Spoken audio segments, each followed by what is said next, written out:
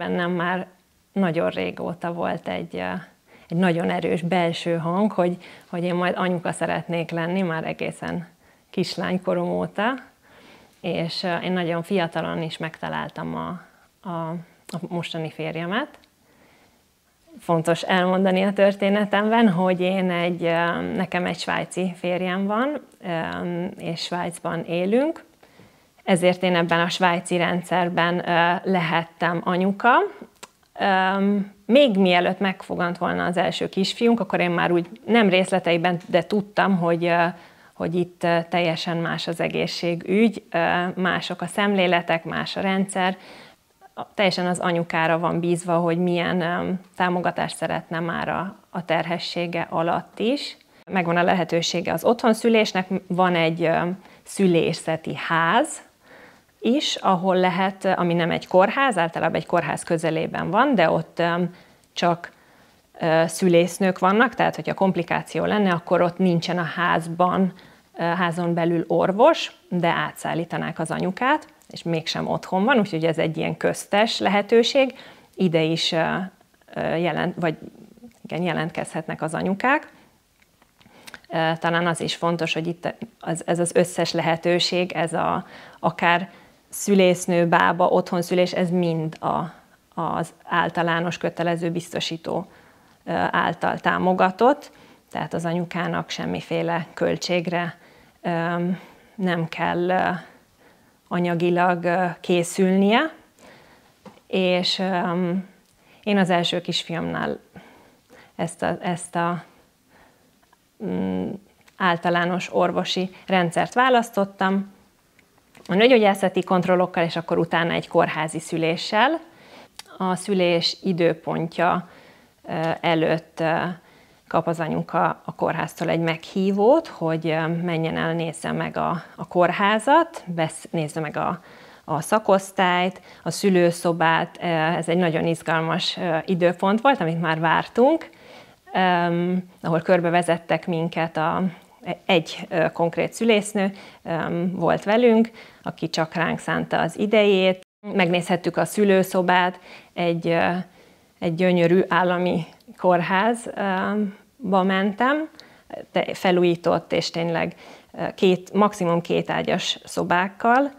Nagyon szép szülőszobával. Ott elmondta, hogy ha bármilyen elképzelés van a szüléssel kapcsolatban, ha valaki szeretne akár illóolajokat, vagy zenét vinni, vagy bármilyen kívánsága lenne, elképzelés a szülésről, akkor azt nyugodtan már most is lehet mondani, vagy hogyha valamit egyáltalán nem szeretne, azt is lehet jelezni, és akkor ezt regisztrálják. Személy szerint semmilyen elképzelésem nem volt a szülésről. Én bennem mindig volt egy ilyen megnyugvás, vagy tényleg ez a belső hang, hogy ez menni fog. És nem voltak kételjeim, és arra gondoltam, hogy én nem tudom megtervezni, vagy nincsen egy olyan elképzelésem, ott mutatta például, volt egy nagy labda, amin lehet a fájásokat kicsit könnyíteni, vagy ugye bent volt a fürdőkád ebben a szülőszobában, ami igazándiból egy jacuzzi volt, mert hogy még ilyen masszázs sugarai is voltak, de én arra gondoltam, hogy ez nagyon jó, hogy ilyen sok lehetőség van, de én ezt nem tudom megmondani, hogy én akkor majd mit fogok érezni, és akkor majd, ha itt leszek, akkor az menni fog valahogy. Vannak orvosok is a kórházban, de ők nem a női klinika részen vannak, hogyha probléma van, akkor viszont azonnal jönnek. És az én kisfiamnak január 1-én volt az időpontja, szilveszter estén, tehát december 31-én még teljesen fájások minden nélkül megvártuk az éjfélt a férjemmel, hogy úgy illendőségből otthon, ez a Covid idején volt, úgyhogy csak ketten lefeküdtünk aludni, és hát egyfele elfolyt a magzatvíz, de minden, mint a filmekben, úgyhogy az én kisfiam, mint a svájci óra, olyan pontossággal jelezte, hogy ma van az időpontom, anyukám, indulunk. Úgyhogy ez egy nagyon vicces történet, mert állítólag csak a babák 4%-a az, aki tényleg azon a napon születik, amikor ki van írva.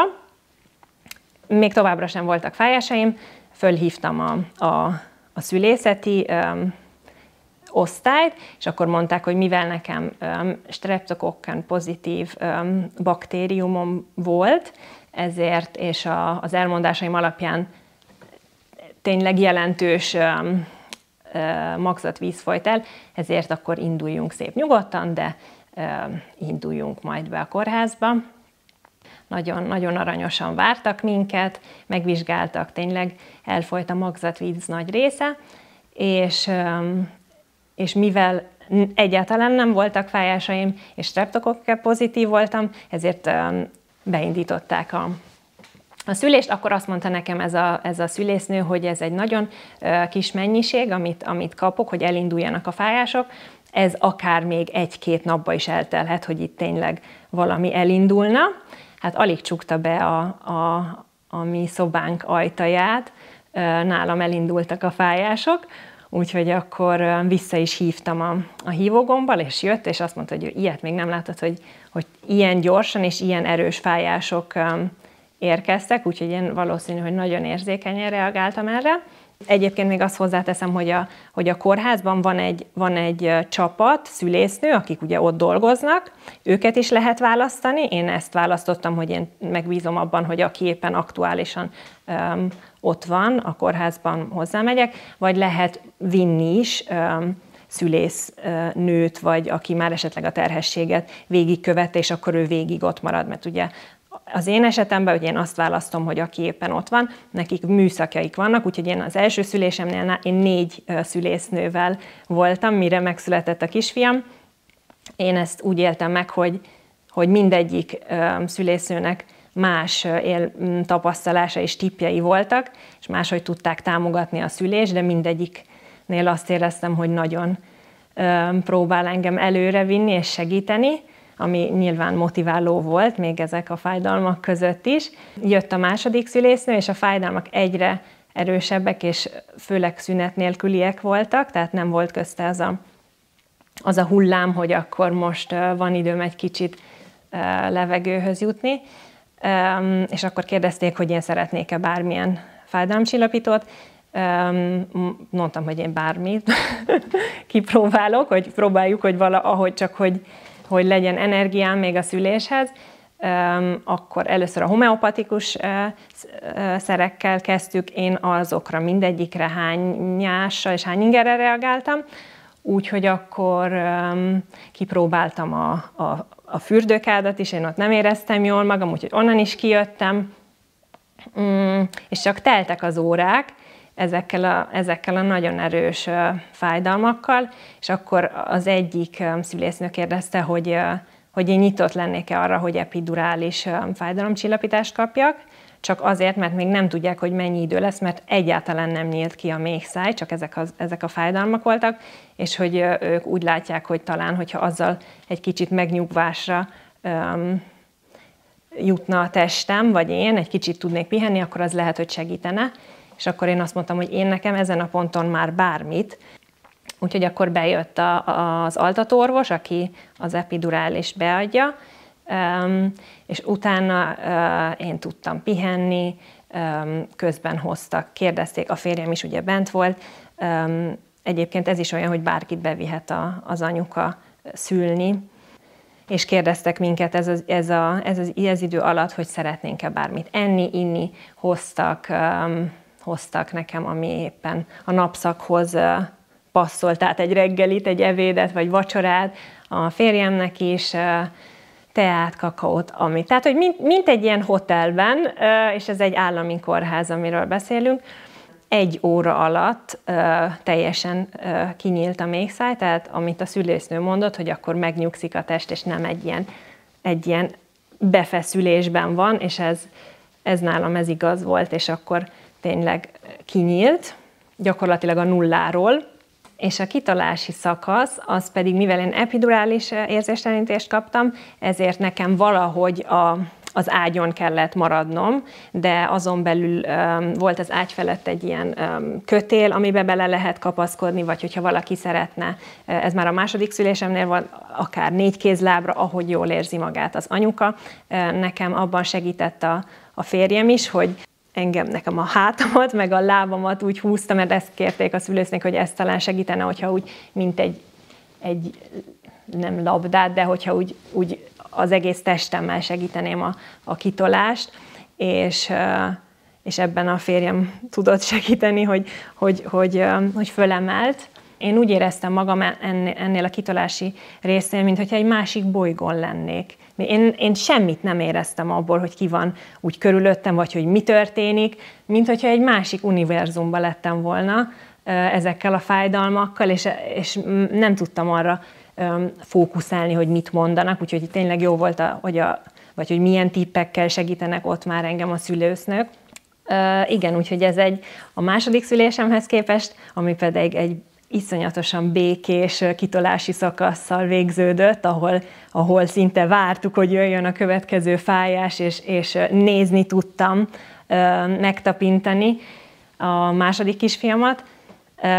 Ez egy más élmény volt, de ezzel együtt is egy csodálatos élmény. Viszonylag gyorsan meg is született az első kisfiam, ami pedig egy olyan fantasztikus élmény volt, hogy teljesen megváltoztatta az életünket. Egy óriási boldogság, azonnal a mellemre tettük őt, és akkor az a szokás, hogy egy jó 1,5-2 órát, akkor ilyenkor, hogyha minden rendben van, persze megnézik a babát is, meg az anyukával, ha minden rendben van, akkor ott hagyják az anyukát, az apukával, meg a babával, hogy úgy ismerkedjünk, és arra följött, de ezt szinte el is felejtem, amikor mesélem, följött, mert az orvos var, és volt egy-két kisebb szakadásom, és akkor arra följött, de ezt szinte nem is emlékszem már rá, mert már benne voltunk ebbe a buborékba a kisbabánkkal, és akkor ő szépen csendesen ki is megy a szobából, amikor elvégezte ezt a varrási munkáját, és abból én már nem éreztem semmit a varrásból. Nyilván fájdalomcsillapítót is egész biztosan, hogy adnak közbe, és biztos ezek a hormonok is, amik kijönnek a szüléssel, ez a boldogság, hogy ott van ez a kis ember, ez elöntött mind a kettőnket a férjemmel. 3 éjszakát kell egy egészséges szülésnél bent maradni, nem kell, de akkor, ha hamarabb menne haza egy anyuka, azt úgy hívják, hogy ambuláns szülés, akkor a biztosító azt kéri, mivel ez egy felelősség is, hogy akkor abban a pár napban még történt valami, hogy ő állja akkor a költségeket. De én nem ismerek olyat, aki ezt a 3 napot, vagy 3 éjszakát nem akarná kivárni a kórházban, főleg, hogy egy olyan szervizben van része, vagy egy ellátásban van része, ami azért nagyon jó, és nem csak az, hogy folyamatosan jönnek a babaágyi, vagy gyerekágyi szülésznők ezen a részlegen, tehát amikor már benn van a szobában a kismama, ellenőrzésre kérdezni, hogy van, bármilyen kérdése van, hogy van a baba, milyen édes. Én azt éreztem, hogy annyira figyelnek rám, és annyira szeretnének nekem bármiben segíteni, de semmilyen problémánk szerencsére nem volt, tehát azért mégis jól esik ez a törődés, mit hozhatnak.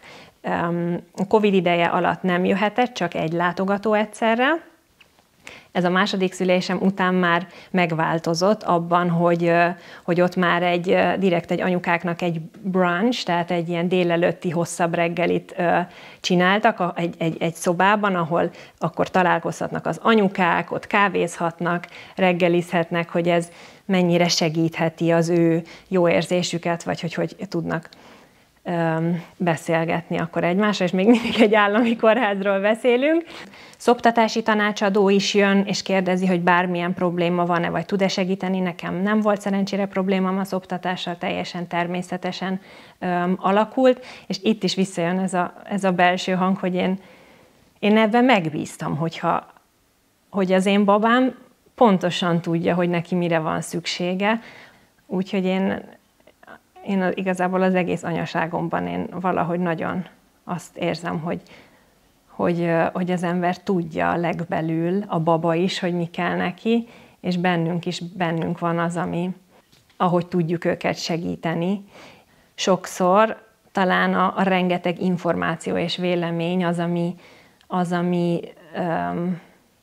megzavarja az embert, hogy érezze, vagy tudja, hogy én ezt meg tudom csinálni, vagy én tudom, hogy mi az utunk.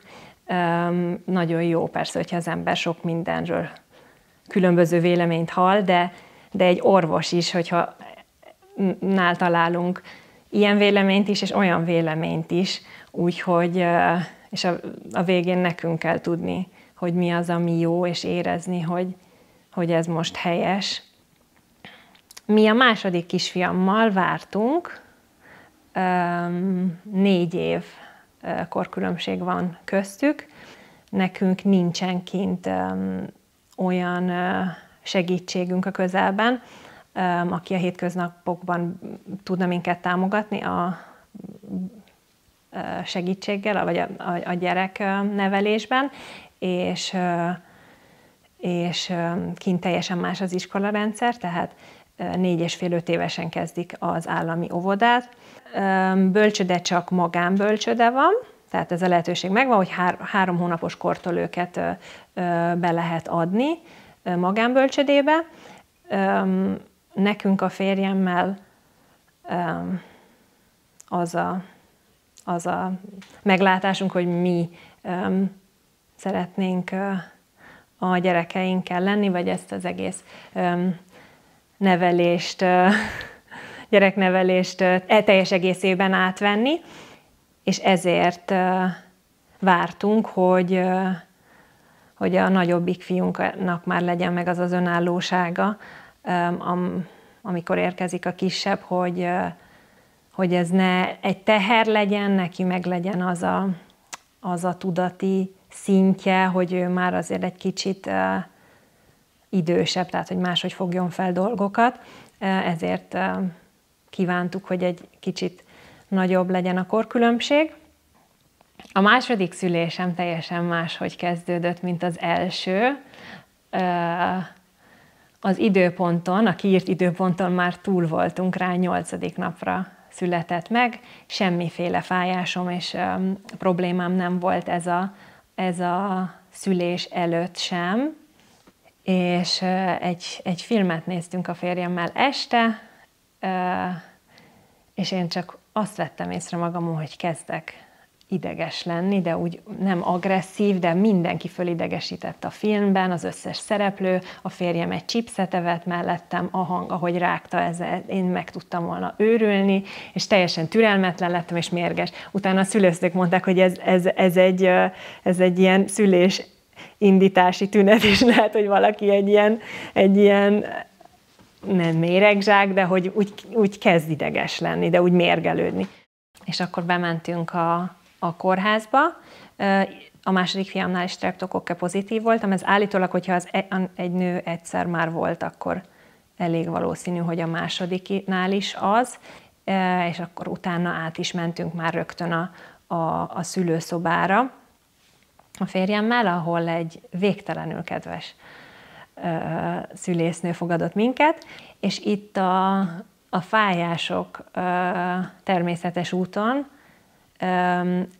egyre erősebbek lettek, egyre hosszabbak, és szünet nélküliek, tehát nem volt ez a hullám meg benne, hogy akkor egy kicsit leülepszik, az ember tud szusszanni, és akkor megint jön, ami valószínűleg egy picikét stresszelte a kisfiunkat is, akkor valamilyen szívhang miatt a szülésznőnk egyszer fölhívta az orvosokat, hogy nézzék meg, de az magától gyorsan rendeződött is. Nekik van egy gombjuk, hogyha bármilyen probléma lenne, amit meg tudnak nyomni, és akkor azonnal jön orvosi segítség. De szerencsére nem volt probléma. Magától beállt, de itt sem nyílt nagyon a méhszáj, csak ezek az iszonyatosan erős fájdalmak voltak. És mivel tudtuk, hogy ezek a homeopatikus fájdalomcsillapítók nem fognak segíteni, ezért én őt kérdeztem, hogy a szülésznőt kérdeztem, hogy neki van-e más ötlete, vagy ő szerinte egy epidurális fájdalomcsillapítás itt jó lenne-e az én esetemben, és ő azt mondta, hogy más nagyon, hogyha szeretnék fájdalomcsillapítást, nem tud ajánlani, úgyhogy akkor felhívták az altatóorvos, vagy ő felhívta az altatóorvost. Én akkor már igazándiból meztelenül voltam a szülőszobán, és akkor még kedvesen mondta a szülésznő, hogy szeretnék-e valamit esetleg magamra, mert hogy egy férfi az altató orvos, vagy hogyha ez engem esetleg zavarna. Tehát ugye ezek között, a fájdalmak között mondtam, hogy hát, hogyha őt nem zavarja, akkor csak jöjjön.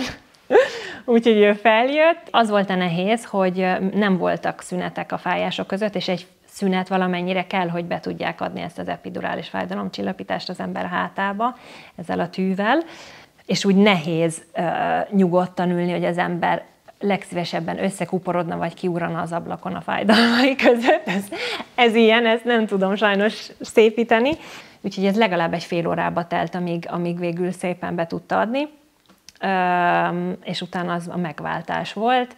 Tudtam pihenni, és nagyon gyorsan megint szétnyílt a méhszáj.